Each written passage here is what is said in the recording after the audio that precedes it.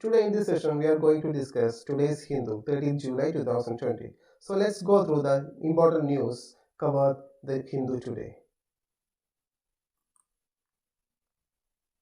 In the national news area, we can see an important news regarding the national education policy that the government approved the recent committee report. So let's look into the key features of this national education policy. Ministry of Human Resource and Development renamed as Ministry of Education.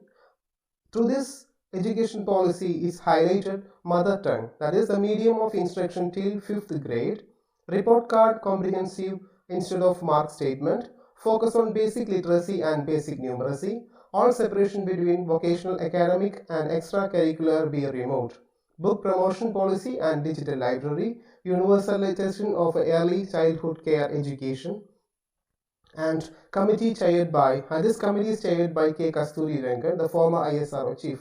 And through this committee also observed other important changes. That is the 100% GER in preschool to secondary level by 2030, 5 plus 3 plus 3 plus 4 curricular structure, gender inclusion fund, vocational integration from class 6, use of technology in education, virtual labs, digital equipping schools, teachers and students, single regulator for higher education, UG program 3 or 4 years, PG 1 or 2 years, no MPhil courses. All these are the key features in this Kasturi Rangan new report regarding the national education policy. The next part, the editorial article, we can see the same topic which is discussed in the different two articles. So from this article, so both of these articles discussed in the same content, that is the cyber world. It's changing challenges and new changing trends regarding the cyber world, and it's also a relevant topic regarding the recent banning of Chinese mobile applications, and also discussed in this article. In this article, the writers mentions about Apple, Amazon, Microsoft added more than $1 trillion in market value, over 18 million malware phishing email related to COVID-19, 240 million COVID-19 related daily spam messages.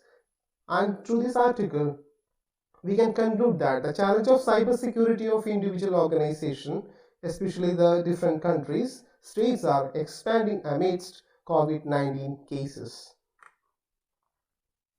In environmental news area, we can read a news regarding the biodiversity, and through this article, the Hindu reported about the recent infectious diseases or pandemic and its relation to the environment, the loss of biodiversity, dangerous infectious diseases like Ebola, bird flu, MERS, SARS, Nipah, etc. All these diseases are recently reported all over the world, in India as well, have been transferred from wild animals to humans.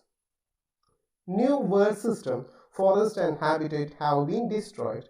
And this article also discussed about the illegal wildlife smuggling emerging threat, and this article concludes with some missions, especially the Indian context, up to 2050 vision, living in harmony with nature. And this article highlights to improve mass biodiversity literacy, and the conclusion article discussed about the Wildlife Protection Act 1972. And what is this 1972 Wildlife Protection Act? An act by Parliament of India to protect plants and animals species including birds, and it has 6 subschedules. In the national news, we can see another news regarding the Nadesha, or the statue, it's a idol. The Nadesha of Rajasthan temple returns to India, and it was smuggled out in the country in 1998. It's a rare sandstone idol in 9th century, and this idol linked with Pratihara dynasty. We know that this dynasty was existed in 8th to 11th century in the northern part of India, originally from Gadeshwara temple, Baroli, Rajasthan.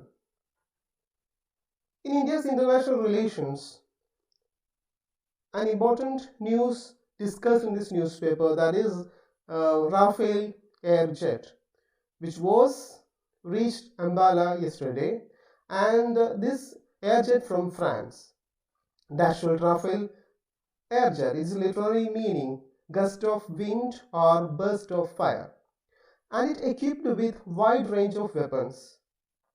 Twin engine, Canara Delta wing, multi-role fighter aircraft intended to perform air supremacy, interdiction and ground support, and it was produced in 1986. The cost of each Rafale is Indian currency 670 crore, excluding equipments and weapons, etc.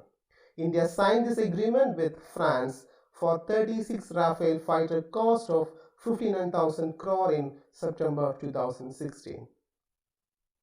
In the economic area, the important news discussed in this newspaper today is AIIB. That means the Chinese Banks Network, and this bank expressed its willingness to help India's recent policies or the developmental activities. So what is AIIB? Here it's a multilateral bank network or development bank to support the building of infrastructure in Asia Pacific region. This bank has 82 members, 20 prospective members, and total 102. Its headquarters in Beijing, China. It was formed in 2016. India is a member of AIIB from Memorandum of Understanding. China is the largest shareholder in this bank. Thank you for listening to this session.